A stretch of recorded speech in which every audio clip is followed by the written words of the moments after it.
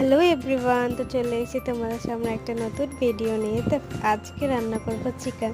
তার জন্য সব কিছু আগে থেকে কেটে রেখেছি।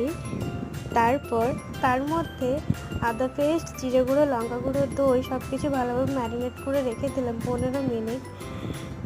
তারপর কড়াইয়ে তেল দিয়ে কেটে রাখা পেঁয়াজগুলো ভালোভাবে ভেজে নিলাম। তার মধ্যে ম্যারিনেট করা চিকেনগুলো সেগুলো দিয়ে দিলাম। দেন তারপর হলুদ মিক্স করে দিয়ে দিয়েছি। দেন তারপর ভেজে রাখা আলুগুলো দিয়ে দিলাম। ভালোভাবে নেড়ে চেড়ে তার মধ্যে কিছুক্ষণের জন্য ঢাকনা দিয়ে রেখে দিলাম। তারপর তার মধ্যে স্বাদমতো নুন দিয়ে এক ঢাকনি ভিনেগার দিয়ে দিলাম।